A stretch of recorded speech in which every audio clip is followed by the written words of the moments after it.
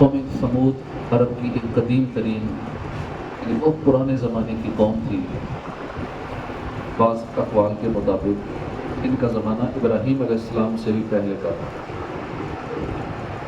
اللہ پاک نے اس قوم کو بہت ساری نعمتوں سے نوازا تھا۔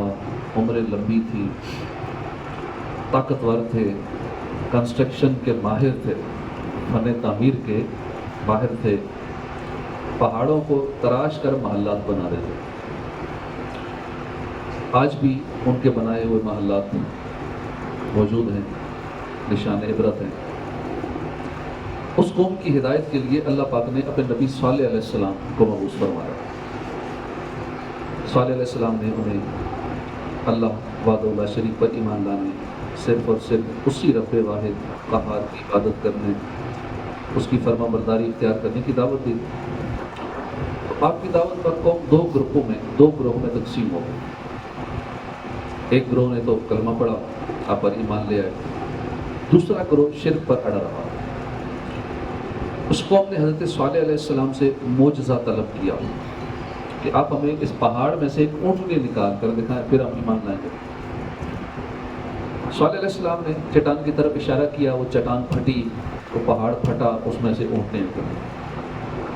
خوبصورت، تندرست، طاقتور اونٹنی اس پہاڑ سے نکل آئی، جو حاملہ بھی تھی، اور چٹان سے نکلتے اس نے بچہ بھی جنا۔ یہ اونٹنی اپنے بچے کے ساتھ چلتی پھرتی ہوئی۔ اس قوم کا ایک ہی تالاب تھا۔ صالح علیہ السلام نے حکم دیا کہ ایک دن تالاب کا پانی اونٹنی پیے گی، ایک دن قوم پیے گی۔ قوم نے یہ بات مان لی۔ قوم سمود میں 9 فسادی شخص تھے، پوری قوم میں صرف 9 تھے۔ یہ ہوتے تھوڑے سے ہیں، ہر ایریے میں، ہر محلے میں بعض کا ایک ہوتا ہے فسادی، جو سب کے اندر پھوٹ ڈال کے رکھتا ہے، غیبتیں، بدگمانیاں اور محبتوں کو دلوں سے ختم کرنا، بہت کچھ کرتا ہے۔ وہ ایک فسادی پورا ایک گروپ بنا لیتا ہے۔ تو یہ ہر جگہ ہر قوم میں ہوتے ہیں۔ اس پوری قوم کے اندر صرف 9 تھے۔ وَكَانَ فِي الْمَدِينَةِ 9 رَهْطٍ يُفْسِدُونَ فِي الْأَرْضِ وَلَا يُصْلِحُونَ، اور شہر میں 9 شخص تھے جو زمین میں فساد کرتے تھے، اصلاح نہیں کرتے تھے۔ تو یہ جو 9 شخص تھے فسادی تھے، ان کی وجہ سے قوم سمود پر عذاب نازل ہوا اور یہ پوری قوم تباہ ہو گئی۔ اب ان فسادیوں نے فساد یہ مچایا کہ پہلے تو اس معجزے کی اونٹنی کو شہید کر دیا، اور پھر آپس میں مل کر یہ پروگرام بنایا کہ ہم رات کے وقت مل کر صالح علیہ السلام پر حملہ کریں گے اور ان کو بھی شہید کر دیں گے۔ حضرت عبداللہ بن عباس فرماتے ہیں کہ اس رات جب ان بدبختوں نے صالح علیہ السلام پر حملہ کرنا تھا، اللہ پاک نے آپ کے مکان عالی شان پر فرشتوں کا پہرا لگا دیا۔ اب وہ 9 شخص فسادی جو تھے ہتھیار باندھ کر، ننگی تلواریں لے کر صالح علیہ السلام کے مکان عالی شان پر پہنچے تو فرشتوں نے انہیں پتھر مارے۔ انہیں پتھر تو لگتے تھے مگر نظر کوئی نہیں آتا تھا کہ پتھر کون مار رہا ہے۔ اس طرح وہ 9 کے 9 شخص فسادی جو تھے ہلاک ہو گئے۔ اس کے بعد باقی جو غیر مسلم قوم تھی ان پر شدید چنگاڑ کا عذاب آیا، اچانک خوفناک آواز پھیلی، ساری کی ساری قوم تباہ ہو گئی۔ وَمَكَرُوا مَكْرًا وَمَكَرْنَا مَكْرًا وَهُمْ لَا يَشْعُرُونَ، اور انہوں نے سازش کی اور ہم نے اپنی خفیہ تدبیر فرمائی اور وہ غافل رہے۔ یعنی ان لوگوں نے حضرت صالح علیہ السلام اور ان کے گھر والوں پر رات کے وقت حملہ کرنے کی سازش تیار کی، اور ہم نے ان کی سازش کی سزا یہ دی کہ ان کے عذاب میں جلدی فرمائی اور وہ ہماری خفیہ تدبیر سے غافل رہے۔ اب یہاں اس آیت کے اندر ذرا اور فرمائیں کہ لوگوں نے ترجمہ اس کا کیا کہ انہوں نے مکر کیا، اللہ نے مکر کیا۔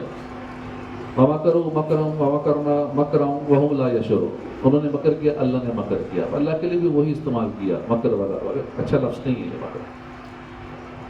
لیکن اعلیٰ حضرت نے ترجمہ کنز الایمان کے اندر ایسا ترجمہ کیا، انہوں نے سازش کی اور ہم نے اپنی خفیہ تدبیر فرمائی۔ اب یہ اچھے الفاظ ہیں، اللہ کے لیے اچھے الفاظ کو چناؤ۔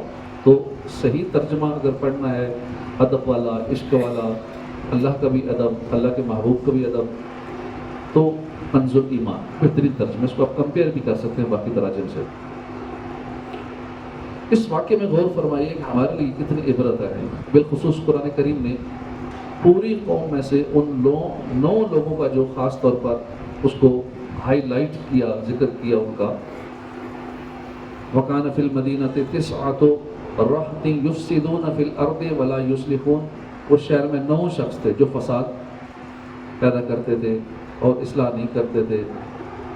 قوم میں غیر مسلم تو بہت سارے تھے، لیکن قرآن کریم کا خاص طور پر الگ سے ان 9 کا ذکر کرنا ہمیں سبق دیتا ہے کہ اگرچہ قوم کے سارے ہی غیر مسلم عذاب کے حقدار تھے، مگر جو یہ 9 افراد فسادی تھے یہ عذاب کا ظاہری سبب بن گئے.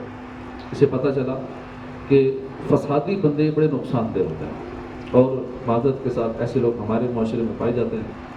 ہر گلی محلے میں ہوتے ہیں، ہر برادری میں ہوتے ہیں، ہر علاقے میں ہوتے ہیں ایسے فسادی جن کی عادت ہی فساد ڈالنا ہوتا ہے. جس کے منہ پہ جائیں گے ایسا شو کریں گے کہ میں انہی کا ہوں، تمہارا ہی ہوں. دوسری کی باتیں ادھر، آپ کی باتیں کہیں اور، اس کی باتیں ادھر. بس ایک پورے ماحول کو خراب کر دیں گے، محلے کے، علاقے کے. چغلیاں کھا کر فساد ڈالیں گے، غیبتیں کر کے فساد ڈالیں گے. نیکی کی دعوت پیش کی جائے تو قریب ہوتا ہے کہ پورے خاندان والے نیکی کی دعوت قبول کر لیں، تبھی کوئی فسادی ان کے کان بھرتا ہے، پورا خاندان نیک رستے سے دور ہو جاتا ہے. کبھی کوئی نمازی بنتا ہے، اس کے ایسے کان بھرتے ہیں وہ مسجد سے دور ہو جاتا ہے، نمازیں پڑھنا چھوڑ دیتا ہے. جو بھی نیک بننا چاہ رہا ہوتا ہے یا نیک بنا ہوتا ہے، نمازیں پڑھ رہا ہوتا ہے، اس کے کان میں کوئی ایسی باتیں ڈال دی، بندہ آئندہ مسجد آنے چھوڑ دیتا ہے. تو یہ فسادی اپنی آخرت برباد کرتے ہیں، دوسروں کی آخرت بھی برباد کرتے ہیں. انتہائی خطرناک ہوتے ہیں اور ان کا پتہ بھی ہوتا ہے. بس کئی مصلحتوں کے تحت لوگ درگزر کر رہے ہوتے ہیں، چلو چھوڑو کیا ہے، ماڑا بندہ پریشان ہوگا. لیکن ان فسادیوں کو لوگ جانتے بھی ہوتے ہیں، اور بعض کا ان کی اچھی خاصی وہ سافٹ ویئر اپڈیٹ ہو بھی جاتا ہے.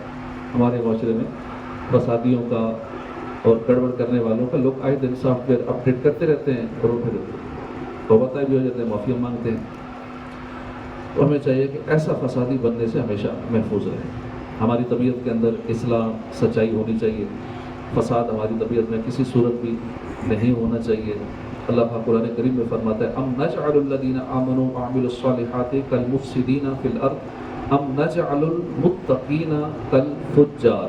کیا ہم ایمان لانے والوں اور اچھے عمل کرنے والوں کو زمین میں فساد پھیلانے والوں کی طرح کر دیں گے، یا ہم پرہیزگاروں کو نافرمانوں جیسا کر دیں گے؟ اس آیت سے معلوم ہوا کہ ایک طرف ہے نیک اعمال کرنے والے، نیک طبیعت لوگ، دوسری طرف ہے فسادی بندے. نیک طبیعت بندہ متقی خوف خدا والا ہوتا ہے، فسادی بندہ جو ہوتا ہے وہ فجار ہوتا ہے، گناہ گار ہوتا ہے. ہمیں چاہیے ہم نیک طبیعت بنے، فسادی طبیعت ہرگز نہ بنے. حضرت سعید بن جبیر فرماتے ایک مرتبہ بنی اسرائیل میں موسیٰ علیہ السلام سے عرض کی بنی اسرائیل نے کہ جب اللہ نے مخلوق کو پیدا فرمایا تو پھر انہیں عذاب کیوں دے گا؟ اللہ نے مخلوق کو جب پیدا فرمایا ہے عذاب کیوں دے گا؟ پھر بڑا اہم سوال ہے. ہمارے یہاں بھی لوگ ایسے سوالات کرتے ہیں کہ اللہ رحمان ہے، ماں سے بڑھ کر مہربان ہے، تو اپنے بندے کو عذاب کیوں فرمائے گا؟ اس سوال کا جواب سنیے. جب بنی اسرائیل نے سوال کیا تو اللہ پاک نے موسیٰ علیہ السلام کی طرف وحی بھیجی، فرمایا اے موسیٰ کھیتی باڑی کرو. موسیٰ علیہ السلام نے کھیتی باڑی کی، مثلا گندم اگائی. اللہ پاک نے فرمایا اے موسیٰ اب اسے کاٹو. آپ نے کٹائی کر دی. اب حکم ہوا دانے الگ کر دو، بھوسا الگ کر دو. جیسے آج کل سیزن شروع ہے، تھریشریں لگی ہوئی ہیں، دانے الگ ہو جاتے ہیں، بھوسا الگ ہو جاتا ہے. اب حکم ہوا کہ دانا اور وہ بھوسا الگ کرو. موسیٰ علیہ السلام نے اس حکم پہ عمل کیا. اب ارشاد ہوا کہ دانے صاف کرو. دانے صاف کر دیے گئے. اب اللہ پاک نے فرمایا موسیٰ باقی کیا رہ گیا؟ خالی بھوسا رہ گیا، اس میں کوئی بھلائی نہیں. اللہ پاک نے فرمایا اے موسیٰ اسی طرح میں بھی اپنی مخلوق میں سے صرف اسے ہی عذاب دوں گا کہ جس میں کوئی بھلائی نہیں. وہ بالکل ہی بیکار آدمی، نافرمان آدمی ہے، وہ ایک نہیں سنتا. جس مقصد کے لیے بنایا اسے اطاعت کے لیے، فرما برداری کے لیے، عبادت کے لیے، وہ کام کر ہی نہیں رہا تو بیکار ہو گیا. اب ہم خود دیکھ لیں کہ ہم کسی چیز کو یوز کرتے ہیں، ہماری جیسے پین یوز کرتے ہیں، وہ ختم ہو جائے، صحیح ختم ہو جائے، لکھنا بند کر دیں. اب ہم تھوڑے اپنے کو سجا کے رکھتے ہیں، پھینک دیتے ہیں. جوتا ہمارا ٹوٹ جائے، بیکار ہو جائے، گھس جائے، ہمارے کام نہیں آ رہا، اب اسے پھینک دیتے ہیں، چینج کر لیتے ہیں. کپڑے ہم چینج کر لیتے ہیں. آئے دن جو چیز ہمارے کام کی نہیں رہتی، بائک ہے، گاڑی ہے، کوئی بھی ہمارے استعمال کی چیز ہے، جب ہمیں فائدہ نہیں پہنچا رہی، جس مقصد کے لیے وہ ہے وہ مقصد ہی پورا نہیں کر رہی، تو اس کو ضائع کر دیتے ہیں، تو بیکار ہو جاتی ہے. تو اسی طرح وہ بندہ جس مقصد کے لیے پیدا ہوا ہے وہ بھی کام نہیں کر رہا، इंसान और जिन इबादत के लिए पैदा हुए हैं, तो जिस काम के लिए पैदा वही काम छोड़ देंगे तो वो बेकार है। हातिम मुस्तफ़ा साहबी रसूल हज़रत अनस बिन मालिक से रिवायत है, अल्लाह के आखिरी नबी सल्लल्लाहु अलैहि वसल्लम ने फरमाया, बेशक लोगों में कुछ वो हैं जो भलाई की चाबियां हैं, बुराई का ताला है, कुछ वो हैं जो बुराई की चाबियां हैं, भलाई का ताला है। तो खुशखबरी है उसके लिए जिसके हाथ पर अल्लाह ने भलाई की चाबियां रख दी हैं, और हलाकत है उसके लिए जिसके हाथ पर अल्लाह ने बुराई की चाबियां रख दी हैं। यानी वो शख्स जो भलाई की चाबी बुराई का ताला है, उसकी शान ये है कि उसे देखकर लोगों को नेकी याद आ जाती है। ये जहाँ जाता है नेकी की दावत की धूमी डालता है, बोलता है तो अच्छी बातें बोलता है, नेक बातें बोलता है, सोचता है तो नेकी की बात सोचता है, उसका बातन भी नेक होता है। यहाँ तक कि जो बंदा उसकी सोहबत में बैठ जाता है वो भी नेक हो जाता है। और दूसरा है बुराई की चाबी भलाई का ताला, यानी ये पहले वाले के बिल्कुल उल्ट होता है। जहाँ जाता है बुराई का बीज बोता है, उसकी ज़ुबान से बुराई निकलती है, उसके हाथ से बुराई ज़ाहिर होती है, उसकी सोच भी बुराई पर मबनी होती है, लेकिन खुद भी बुरा है, दूसरों तक बुराई पहुँचाता है। तो अल्लाह पाक हमें नेक बनाए, अच्छा बनाए, बुराई से बचाए। आमीन बिजाह नबी आमीन सल्लल्लाहु अलैहि वसल्लम।